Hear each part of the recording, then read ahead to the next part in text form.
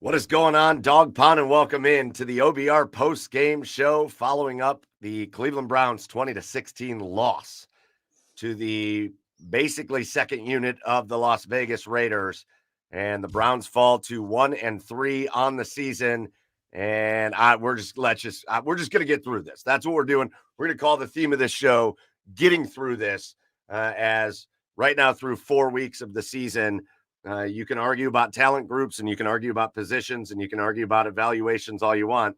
But through 4 weeks of the season, the Cleveland Browns have been one of the worst teams in the NFL to start this season. And I don't think that's anything any of us had on the bingo card. So welcome in. We'll get through it here on the OBR streaming network. Wherever you're watching us right now, make sure you hit follow, whether it's Twitch or whether it's YouTube. Hit follow, hit subscribe, give us the like button, and make sure you're following the OBR on all the socials. And get over to the OBR.com, where the two guys on the stream with me, along with the rest of our incredibly talented OBR writing staff, are going to have write-ups on this game and so much more all week long. And it all happens on the OBR.com. With you, I'm your host, Michael Keefe. Joining me, it's Pete Smith and Brad Ward. And boys, man, we talked in that pregame show about you just got to find a way to put some, Brad, you used your farmer's reference. You use the farmer's reference for the Browns. You got to have some wins. You got to start stacking some wins early. The Cleveland Browns have now just continued to drop games, and 1-3 and a really tough rest of the season staring us all right in the face. Yeah, no doubt about it. They did exactly what we talked about. They started out relatively fast. They got a lead, and then that's it. That's it. I mean, the offense, I can't even. The defense made mistakes, but I mean, how many points do we expect them to hold other teams to every week? The offense scored 9 points today. Is that right? So that is not ever going to get it done.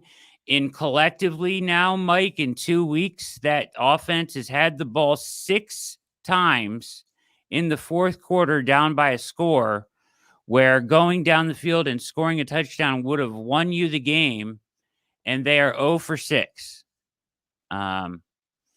Maybe we'll give them a half for that touchdown to Cooper and the holding penalty. So let's get that. Let's just start with that. Let's get angry about that for a minute. Let's just start with that, because we've complained about ticky-tack fouls going against the Browns, but some of those ticky-tack fouls and penalties are just written into the damn rules, right? Last week, it was the contact to the head of Daniel Jones, and even though it wasn't like crazy contact, it's still contact. That they did. Alex Wright did it again this week. Did it again in a big spot. In a big spot. However, on the biggest play of the Browns season, the biggest play of the season, DeShaun Watson steps up in the pocket, rolls a little bit out to his right, fires an absolutely perfect pass to Amari Cooper, who is just running wide open down the field. Cooper takes it in for an 80-plus yard touchdown, and they call it back on a holding that didn't even get called until, if you saw when the flag came down, the team was already down the field. They were already moving down the field. It's like the ref thought, that might have been holding. It didn't impact the play. It didn't slow him down. He still leveled Watson in the same amount of time that he would have. They called it because his shirt got stretched out as he went away and the inside hand grabbed him. I mean, as the ball's getting released, as the ball's getting thrown. So really bad. It was a really bad call. But I mean, you still, even despite that, you have to overcome, right? You still have to overcome. You still have to go score. You should have gone and scored in the Giants game to win the game. One of those 3 times. You had 3 chances in this game to go score and win the game. That's what the NFL is. It's the end of the game. You have to be clutch. You have to come up with plays. They didn't even, I mean, 4th and 3, you didn't even give it. You didn't run anything that he had a chance to throw the ball to before he had guys in his lap. You know what I mean? Like a slant, something, give him something so he can get the ball out and give somebody a chance. I mean, you ran a fade to to the back pylon with Jordan Akins, which was covered. He tried to roll out, and that was it. I mean, he probably should have put it up just to give him a chance, but it's not his fault today. Well, Although I don't know how much. I'm not. It's not his fault. His play on the field is not his fault. But at times, this team seems lifeless. So I have to question leadership at some point. Well, he's up, Pete, and let's bring you in on this. He's up on the screen right now. DeShaun Watson. I'll let you give your evaluation. I've got my opinion on the way he played today. I think a lot of people have an opinion. You see it lighting up the comments. And guys, keep just jumping in. Ladies, gentlemen, keep jumping in the comments. Be a part of the show. But I see a lot of people still upset about DeShaun Watson. I see a lot of people giving credit to DeShaun Watson today. Like I said, I've got my opinion. I know Brad does, but Pete, why don't you just start off with your evaluation of DeShaun Watson in this game today? DeShaun Watson was one of the best players on offense, if not the best player on offense. And they scored 9 points, and they needed a weak holding call to have an argument. And even as I can say, DeShaun Watson was probably the best player on offense in this game. 4th and 1 is the same thing he's done 3 weeks now in a row. On a play you have to have. On the play you can't be stupid. He does something stupid. And that's ultimately what's going to end him in the NFL. Beyond all the other stuff is Jacksonville, 3rd and 6. He tells you don't throw the ball. Take the sack. He gives the Jacksonville Jaguars, he stops the clock. He gives them a shot, and the Browns have to then get a stop at their own goal line. And had they lost, that would have been a huge difference because they would have had 30 less seconds. The Browns probably stopped them somewhere in midfield or whatever. Stupid play. 4th and 1 last week. I don't care if it's a decoy. If he threw the ball to Jordan Akins, nobody's going to admonish him for getting the first down. Coaches aren't going to yell at him for making that play. And then in this game, 4th and 3, you got to give somebody a shot. You just have to. I mean, that's it. And I'm not saying he didn't try to make a play. Obviously, he's trying to make a play, but you got to give somebody a shot. So 3 games in a row, argue like the last offensive snap, he does something stupid. And at some point, that's going to sort of end any of the other talk. Now, is that it? I don't think Joe Flacco is fixing this. I don't think Jameis Winston's fixing this. I think the Browns are bad of their own merits, and the quarterback is just one of the issues that isn't good enough. But they aren't, based on how they're playing, average quarterback play is not good enough. They needed great quarterback play, and they borderline got it at points, but we're still talking about 9 points. 9 points isn't going to get it done in the NFL. And yes, we can talk about all the other things that went into this, and there are endless amounts of mistakes. I'm so tired of people blaming coaching. The coaches have to own 1 and 3. Don't get me wrong. And if they had every opportunity to be 0-4, they have to own that. But they didn't snap the ball early. They didn't miss a freaking extra point. They don't not tackle anybody without arms. They don't get these stupid mistakes. They don't drop the ball into the other team's hands. Like, spare me. This isn't high school. This isn't college. You are professional athletes. That's what the money's for. Amari Cooper's paying $25 million. Like, shut up about, well, he's not motivated. If he's not motivated, then it's time to move on and trade him and get whatever you can get, and we can move on. But spare me this crap about coaching because it just looks silly. And hopefully some of the people who are complaining about this are going to wake up and sober up and realize this isn't the problem. The Browns are really bad for reasons that have nothing to do with coaching. But at the end of the day, they are 1 and 3 and have to own it. But if you think the Browns can fire their way out of this, you're insane because the Browns have so many structural problems. And if you're trying to blame this team, if you're trying to finger point at the Browns, you are going to need extra hands because they are bad at so many different things right now.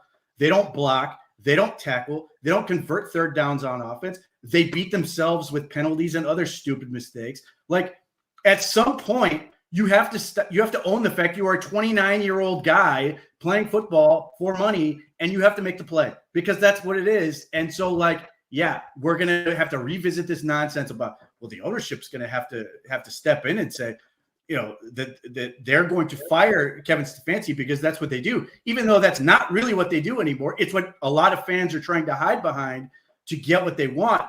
A lot of people want to fire these people and put in Mike Vrabel, who's been here the whole time. And he apparently stinks too because they've got a million coaches on this and it ain't none of them worth it. So I don't want to hear about motivation because Mike Vrabel's been here the entire way. In fact, if you want to get into specious reasoning and make stupid arguments that make no sense, I'm blaming the whole thing on Mike Vrabel. Since the Browns have hired him, they stink. They stink with Mike Vrabel. So clearly he's the problem, as opposed to putting it where it goes, which is a whole lot of individuals who are not doing their job, from quarterback to receivers to linemen to just getting the snap count right to getting lined up appropriately. Like, spare me this crap. And that doesn't even get to the defense. I'll save that rant for when we get there. I have a question, though. I have a question on this topic, and I agree, because I like the coach and the GM. But how do you explain the collective failure? Like, it's not like you said, you don't have enough fingers to point at all like, it's a collective failure outside of a few guys that have played really well. JOK, whatever. Do you want the real answer to that? Yeah. Myles Garrett is the best player this team has arguably ever had. And him being hurt, the defense cannot play. The defense was literally night and day. And you track this from previous seasons. When Myles Garrett is not on the field, the defense stinks. When Myles Garrett was off the field in this game, they stunk. When he was on the field in this game, they made plays. Everybody's like, hey, where's this defense been? It literally revolves around, is Myles Garrett on the field making a play or not? And unfortunately, I don't think the situation is going to get better. I think this is going to be a miserable year for Myles Garrett. And I hate it for him because I'm watching this dude give everything he has on every play. And he was still making plays. He still had 2 sacks. He still ended drives for this team to the point where he's so jacked up. He's having to line up from the slot to now rush because he can't do what he needs to do. So, like, and it's not, and I don't want to get to this thing where, like, all these other players are bad. They're not. What I am saying is Myles Garrett, for all the people who criticized him and complained about this, that, and the other, he's a franchise quarterback level player. He is what J.J. Watt was to the Texans. He is everything for this team. Denzel Ward doesn't play as well when he's not on the field. Martin Emerson is a mess right now, and I'm not writing these guys off. JOK worth the extension. Grant Delpit is a fantastic football player. But Myles Garrett is the tide that lifts all boats. And there's some other things I can complain about too. I complained all offense. I complained all offseason about how the Browns refused to address a credible backup interior 2-gapping player. And I'm watching Sam Kamara and Quentin Jefferson get driven off the ball by guys who are not good.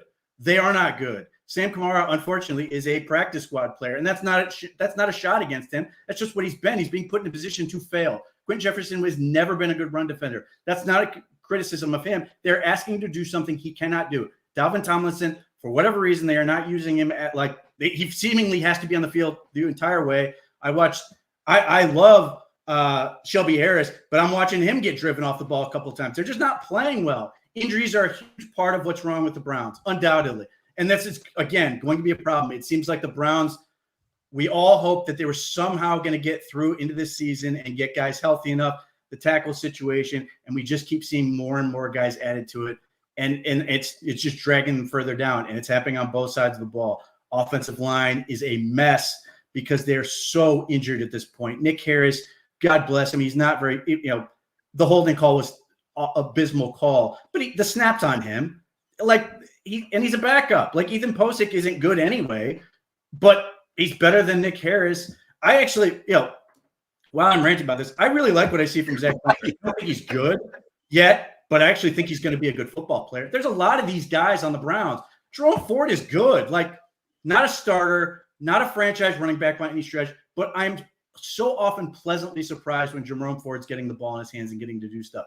But he cannot be your feature player in offense. And he was. Like, that. These all underline the problem. Jerry Jeudy, clearly a talented player. Amari Cooper, what am I going to say at this point? Beloved has just not been good.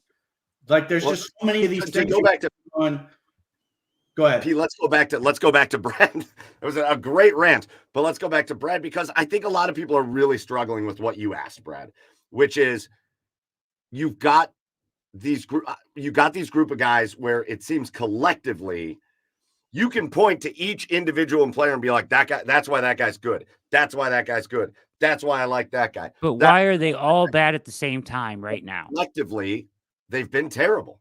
Yes. And I think what people are struggling with, because I really do agree with Pete's original point with the coaching.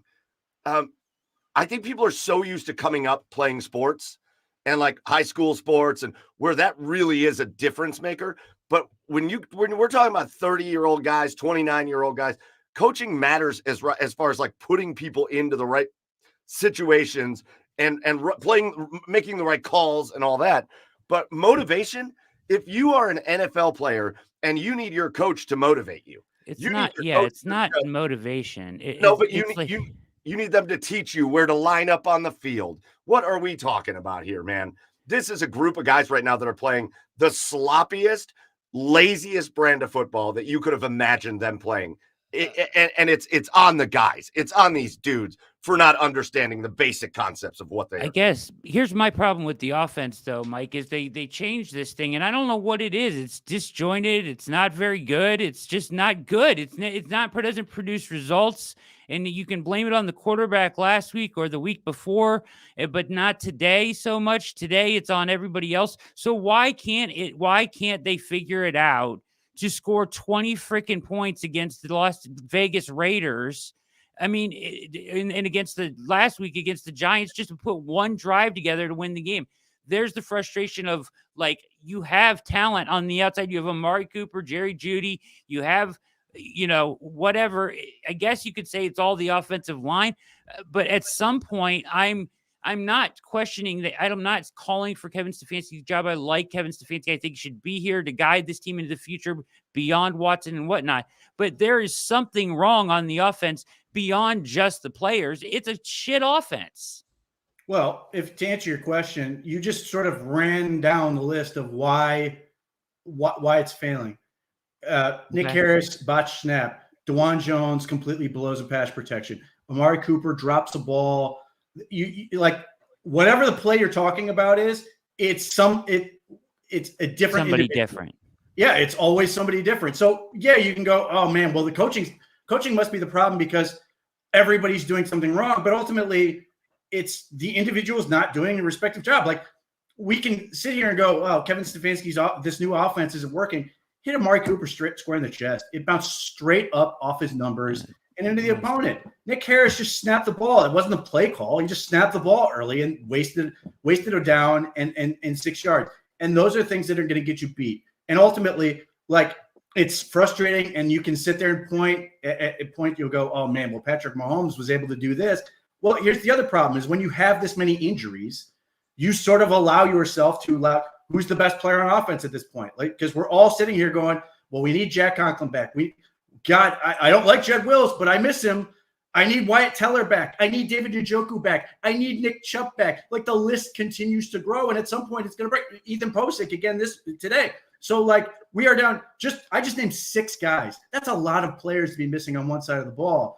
And that's sort of what ends up happening when you get, this precipitous effect. Now, if you want me to criticize the coaching staff and sort of philosophy of things that they're doing, I would blame part of it. And some of this goes back to the injuries, is how they practice. And I'm talking training camp and all that stuff. I think as I've mentioned any number of times, I do not care about preseason.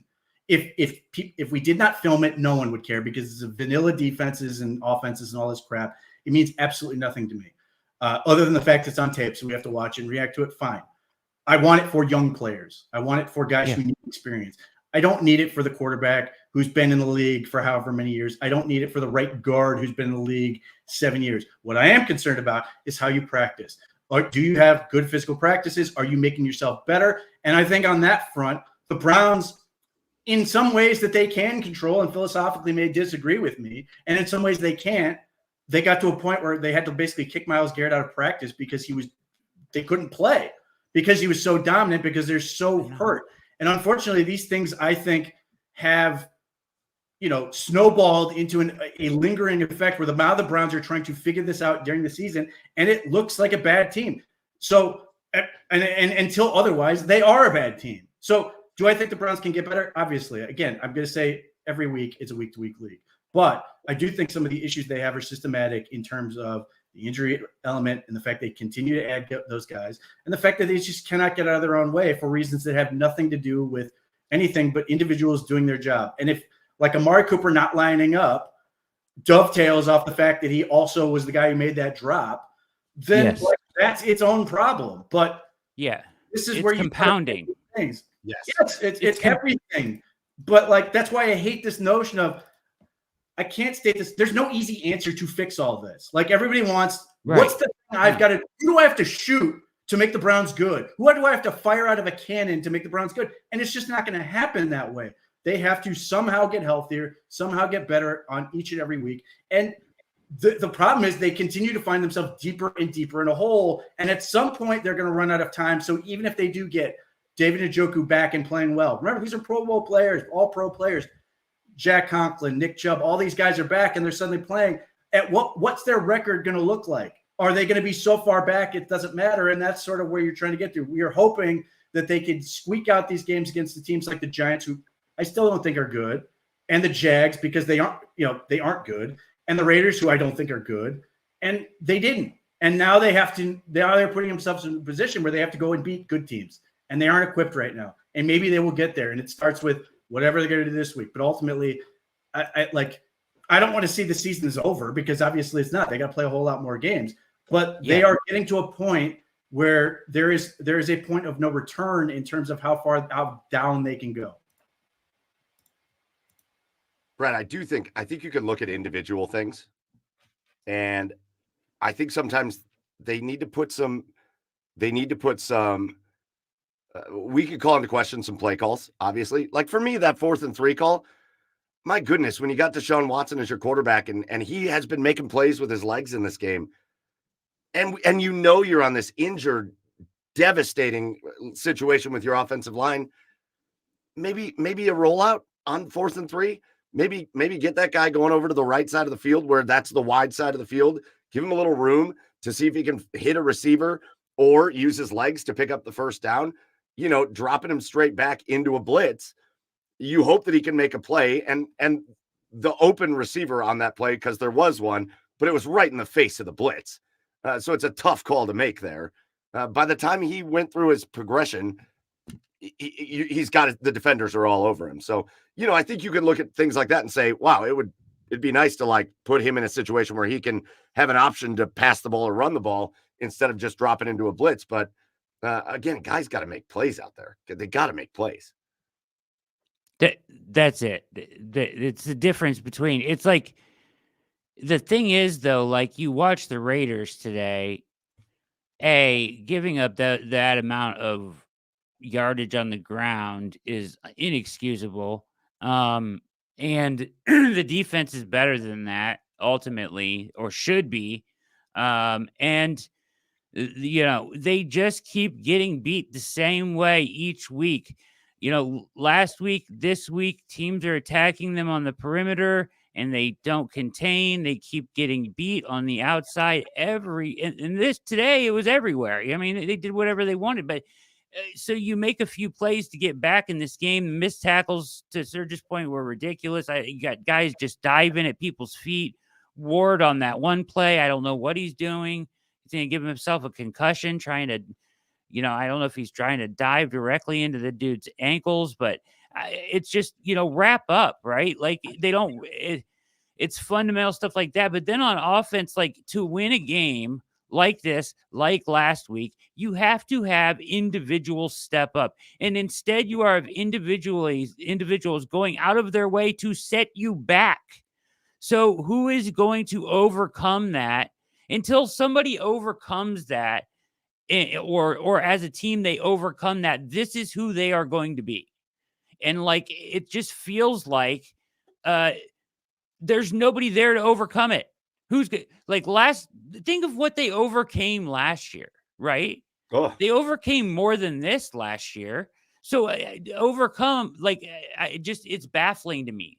The Cooper drop, the offsides, the going high on defense again, Isaiah McGuire. Like, what are we doing? Like, there's just so many things that are like, I don't know.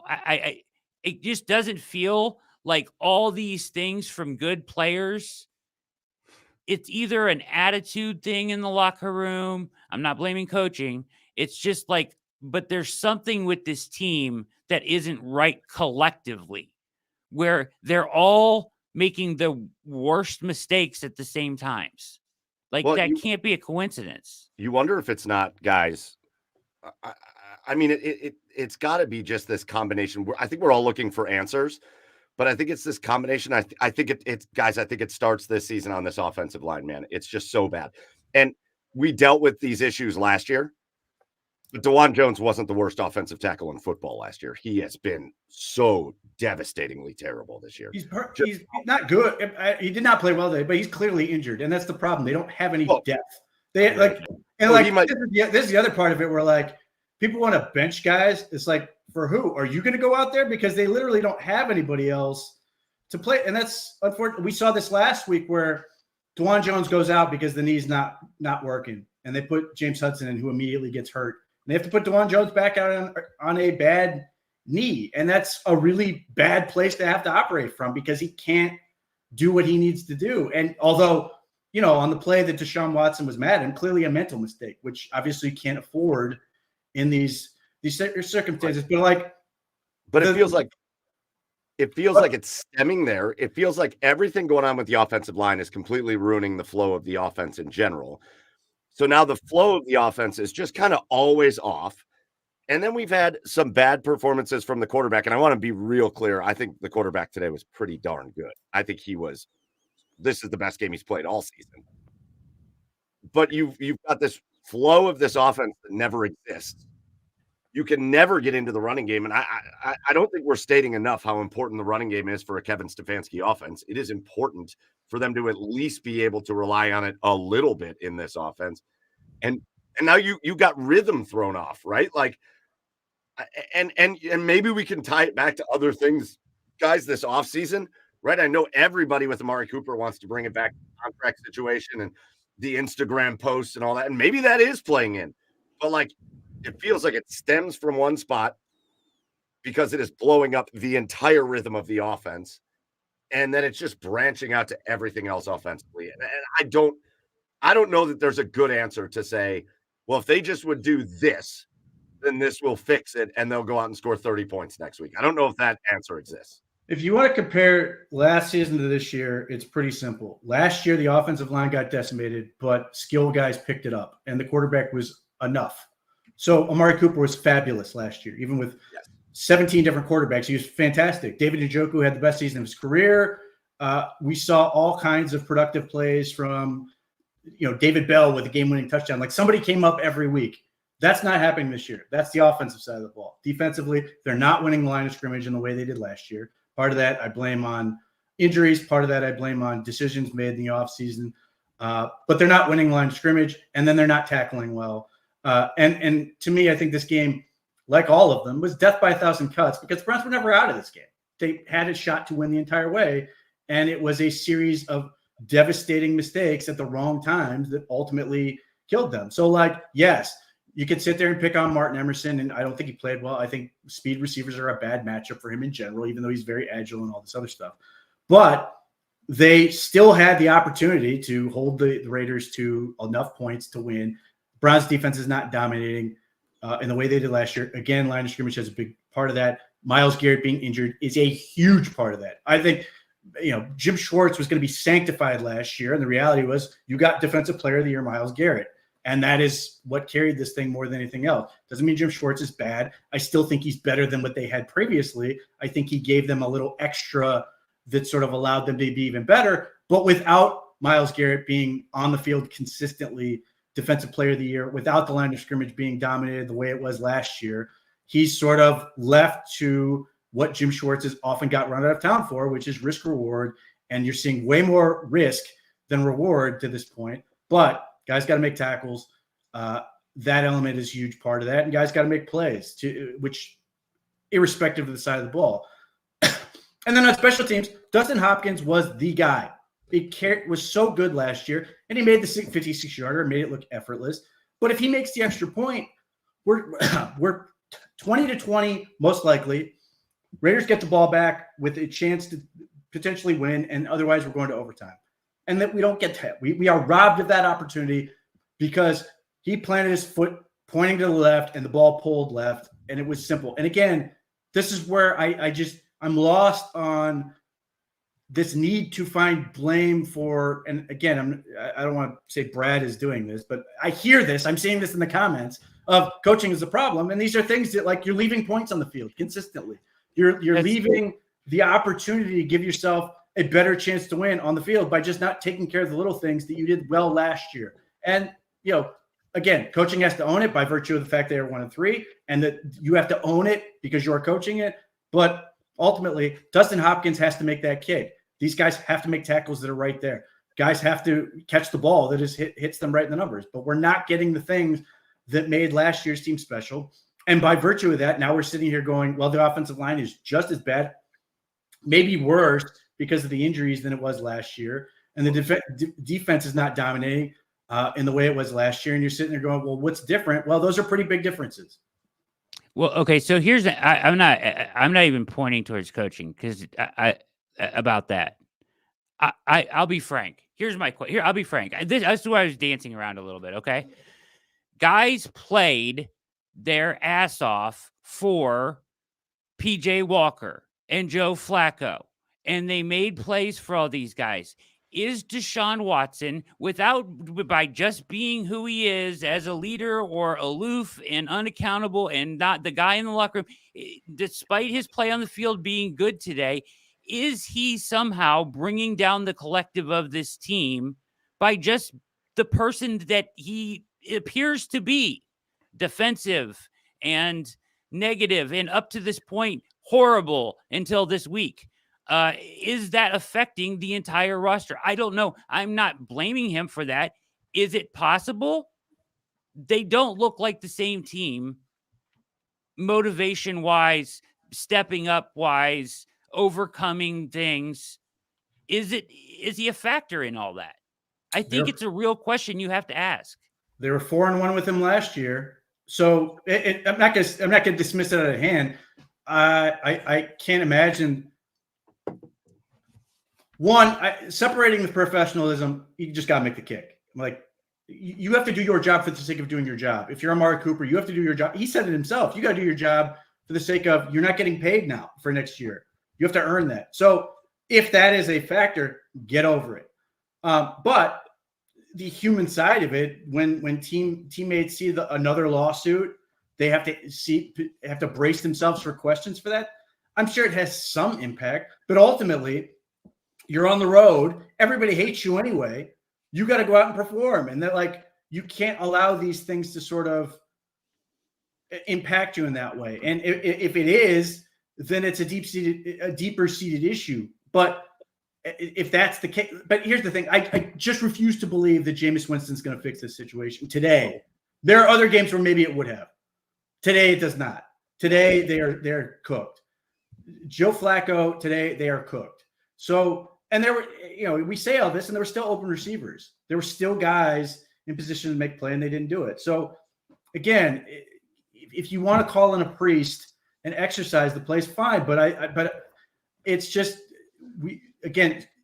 seeking the easy answer that's just not the single answer that's going to fix this thing just isn't there. There are too many things that are impacting this thing. That maybe that is the thing that's pushing.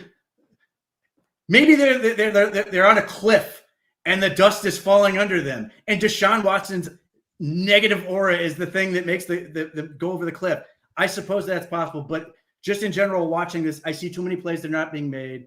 I see too many things that are just a team waiting for the bad thing to happen as opposed to expecting the good thing to happen, which they did last year. And I can't blame that on any individual. Brad, and to your question, it's a great question, and it's one that we're going to have to wait for the 30 for 30 on, right? Because you're not going to ever get a clear answer on that in a current situation of, no right. guy. Like, I'm not saying that's what the case is. I'm just presenting the idea. It was your question. But like, to your point of what you just said, Pete, that's the thing. Like, okay, 2 years ago, this team was very unlikable, right? 2 years ago in 22? Yeah. Very unlikable team. They were hard to root for. It was last year. They were so likable. They were easy to like. They were easy to root for. This year, I feel like this is not an easy team to root for. They are not fun to watch. They're not fun. They're not a fun football team. And I understand it's results based, but it's also like some of what they're doing. Like I don't know.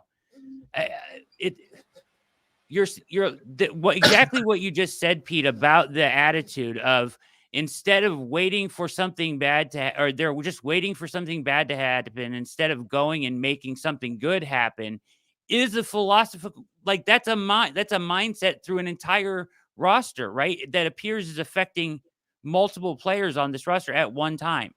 So other than the guy who has carried this team, which is Myles Garrett. Myles Garrett doesn't seem to care. And that's right. The thing where I come back to, like, again, I'm not going to rule out that your theory of there are so many issues and this is the one extra that's pushing him off the cliff. I'm not saying that. That's not my theory. I was posing that question. I'm just saying that there is something it feels like underlying with this team. Man. Where they are waiting for something bad to happen instead of going and making something good happen. So how do you hold somebody accountable for that? How do you don't? You just say, oh, they just all have to be better, all 17 of them? Well, as much as I'd like to bench guys, unless they're hosting open tryouts, like there's only so many things you can do. You can affect them in the pocketbook, which is going to not pay them later, which, okay. You can, I guess, fine them, which I don't think the Browns want to get into, which is, and ultimately I think is not going to solve the problem. Or you can bench them. Like they only have so many ways they can go about this, and they can't afford to bench basically anyone. Now, if they want to say, Amari Cooper is a poison in terms of his attitude, he's moved on, and the Browns are like, we're already paying all of his money. We're going to trade him. We're going to take the best thing we can get. Whatever. We take the loss on that. I do think he has value in that scenario, just throwing that out there. But I just think there are only so many ways you can do that. And then if you want to, it would be very, I suppose, satisfying to bench Watson given the person behind him. But are you going to do it after this game? Like where he's literally the guy who may have been the difference between potentially winning and losing this game?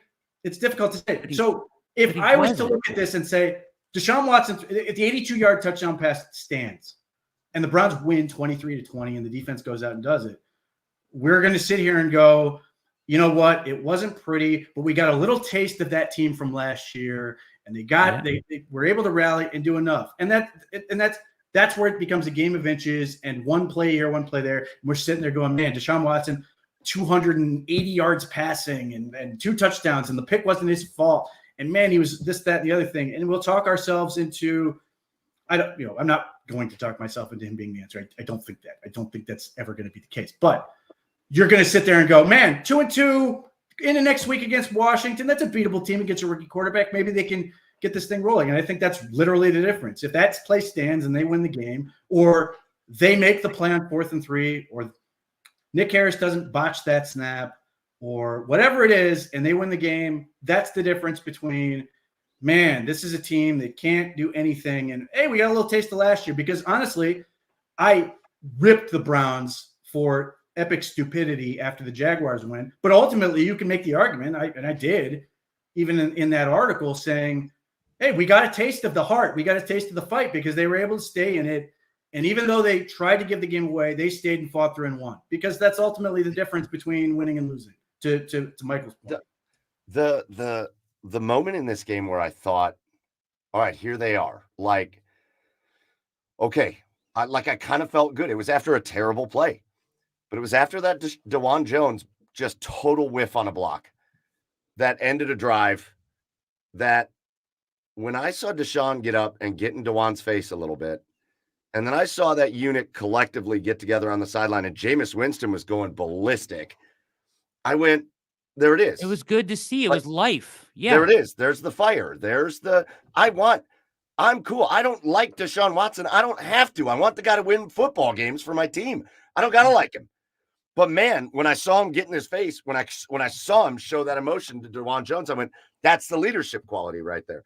And you might not like it, and DeJuan Jones might be defensive about it or whatever, but man, it was like, okay, there it is. And I got to tell you, man, I think DeShaun put it all on the field for this team today.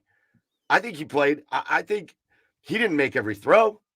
He didn't always make the smartest play. There were some things that were his fault that was a problem. But man, I totally agree with you, Pete. He was the best offensive player. And if And they scored 9 points.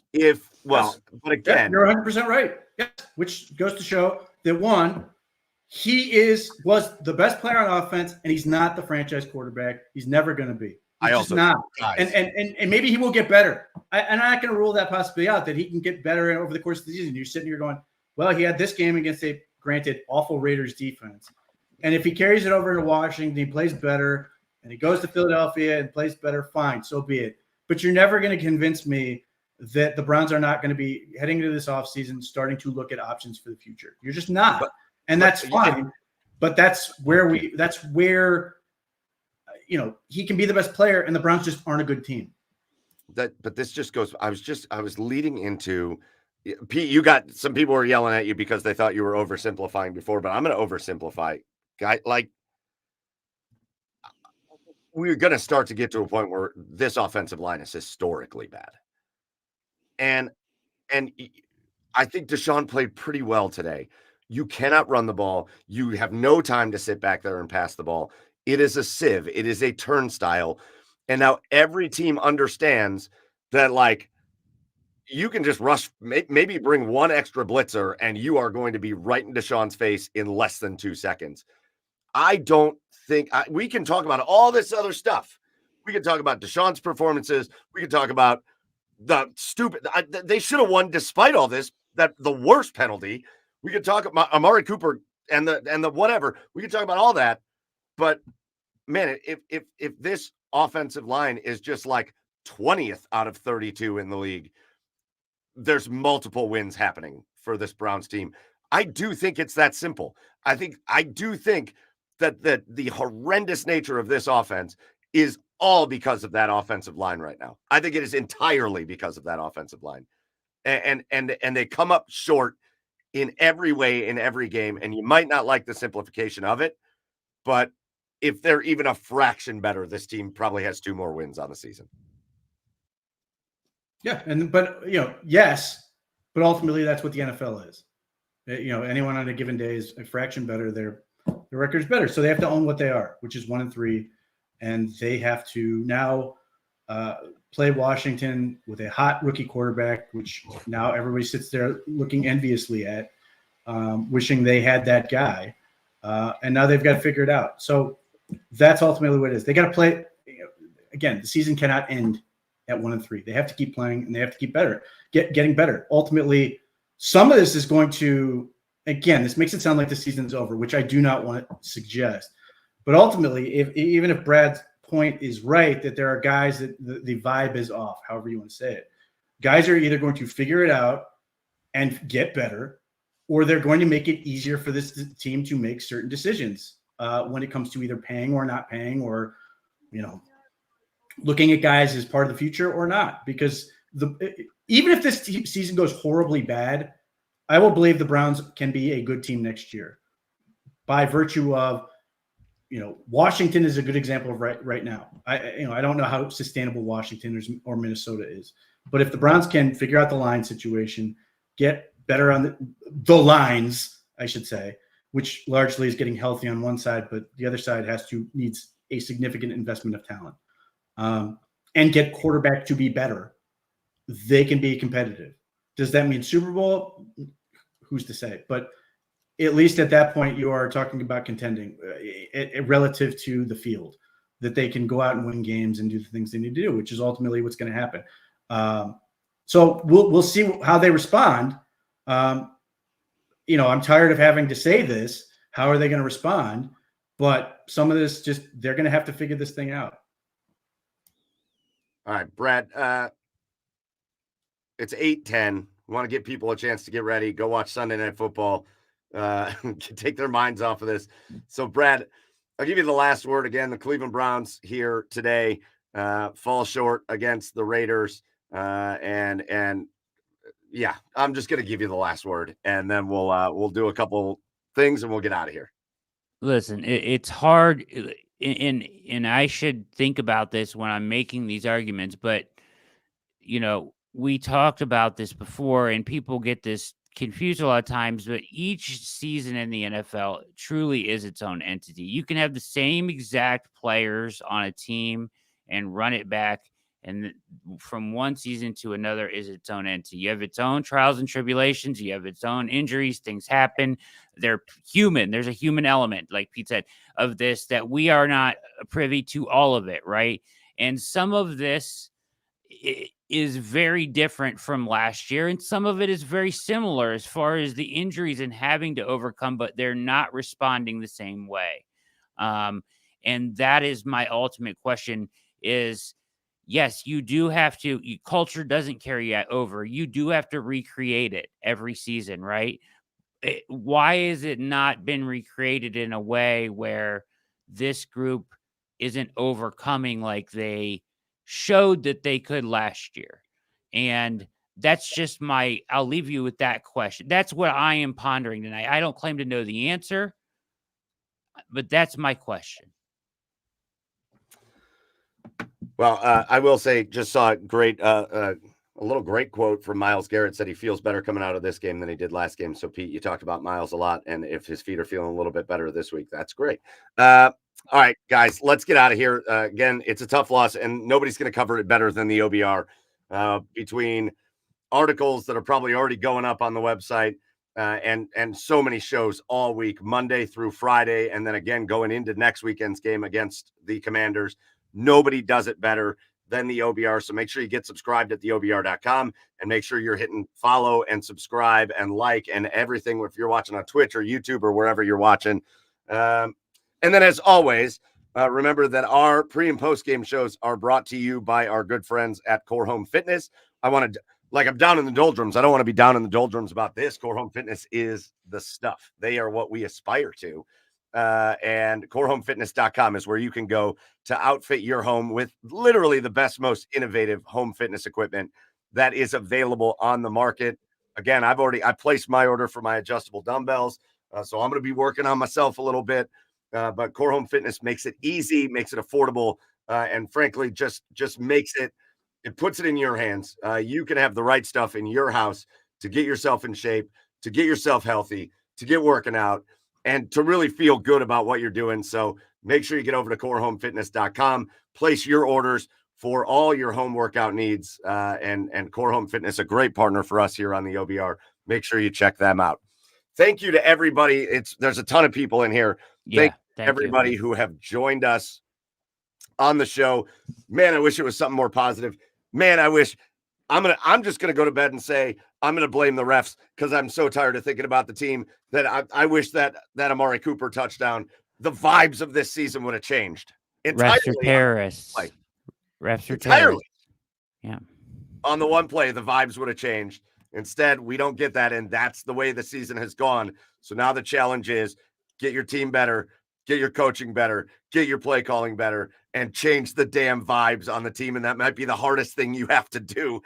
So hopefully they can do that. But we're going to get you ready. We'll get all the analysis and more this week. We're going to get you ready for that game against the Commanders next week. And we love the fact that you hang out with us, that you join us, and that you enjoy talking Browns with us. So that's going to do it for us. For Pete and Brad, for Ian behind the scenes, I am Michael Keefe. This is the OBR. We'll see you after next week's game. Until then, cheers and go Browns.